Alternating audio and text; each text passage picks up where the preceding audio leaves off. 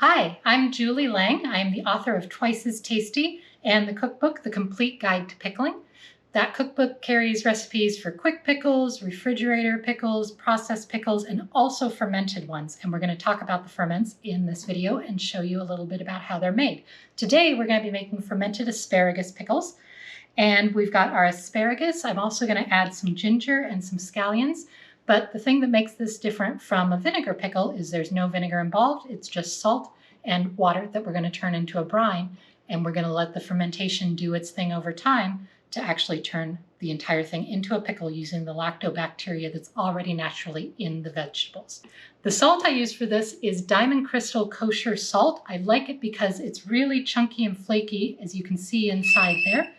And it is going to dissolve better into the water than some salts that are a little harder and a little more dense and not nearly as flaky. This also means it weighs a lot less. So if this looks like a lot of salt to you, know that if you were using pickling salt or sea salt, there would be half as much by volume to equal the same amount by weight. So we're going to add that into our water to make our brine, and that's what's going to go over our asparagus. We're going to pack these into a jar for this fermentation. This is about a 24-ounce jar, and since it's a ferment and we're going to weigh down the asparagus, we want to leave quite a bit of room on top. So I've cut these asparagus so that as they go in here, they're going to come down and have quite a bit of headspace happening at the top of the jar, more than you would if you were canning. We're also going to tuck some scallions in there. Since it's a ferment that's going to sit for 1 to 3 weeks, in this case, you want to use mostly the white part of the scallion. The green part can get a little soft and mushy over that time. We're going to add these scallions, mix them up in here. We're also going to add a little bit of ginger slices that are going to go in here. And just pop them around in various places in the jar. Let them distribute their flavor really well. Slide those guys in there.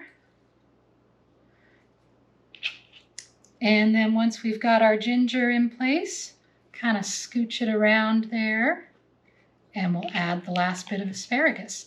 So you can fit about 8 ounces of asparagus into a jar of this size, and then we're all set to go. So once we have our asparagus packed, we can mix up our brine. In this case, I've got a couple cups of water here, and like I said, we've got this flaky salt. We're going to pour this in here, and as you can see, if I give it a stir for a few minutes here, it's going to cloud up my water. One of the important things of the water with fermenting is you want to try to use water that's not chlorinated or has any other additives, because that can really affect how crispy your ferments are. So if you don't know what's in your water, or if you know it's chlorinated, go ahead and purchase some distilled or bottled water that has no chlorine in it that's going to affect your brine. So as you can see, when I stir this up, it initially starts out a little bit cloudy. I'm going to let it settle for a second to make sure my salt is all dissolved. And once it does dissolve and it goes back to clear, you're kind of looking at the process that's going to happen in the jar as it ferments over time. Your jar is going to get cloudy. It's going to look a little bit like this water, and that's actually a good thing. That shows you your fermentation is working. So I have no ice crystals left in the bottom of my jar. That's all good to go, which means we're ready to pour on our brine. This is a 3.5% brine that I am using for the asparagus pickles, which is a pretty common brine ratio for fermentations, but depending on what you're fermenting, you may need to have a little bit more or a little bit less salt in your brine mixture.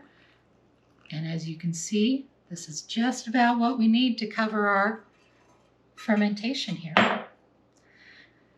So these guys are popping up a little bit. We've got a little bit of balancing going, and obviously our little onions want to pop up a lot.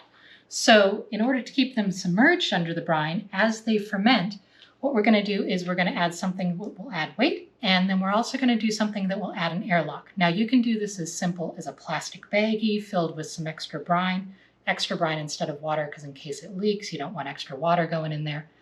You can do that, seal up a Ziploc bag, stuff it on top of there. There are a lot of fermentation tools out there, from crocks to things that go on jars, that'll help you keep that airtight seal. The one I'm going to use today is the little fermenter. Le Petit Choux, it's also called.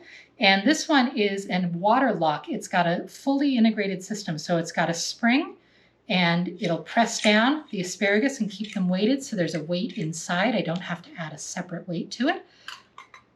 And then it's also got a water lock system in it so that once I've got it sealed down, I can put water in the rim and that'll keep my air out. I don't have to worry about trying to remove excess air, do anything like that. So this airlock system, it's going to push that weight down, push down our asparagus, and then if you line up the threads, you can screw on the ring just like you would on a canning lid.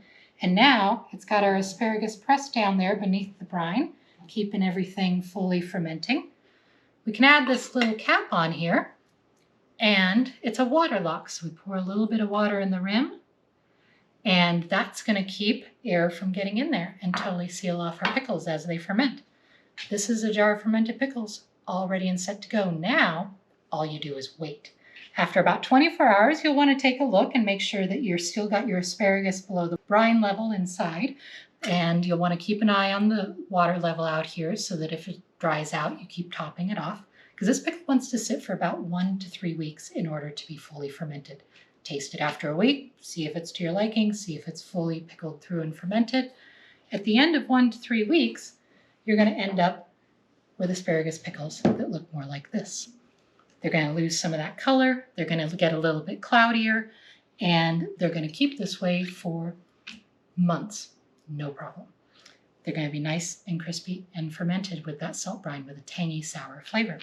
That's your fermented asparagus pickle. I'm Julie Laing with Twice as Tasty, and this is a recipe from the Complete Guide to Pickling. Thanks.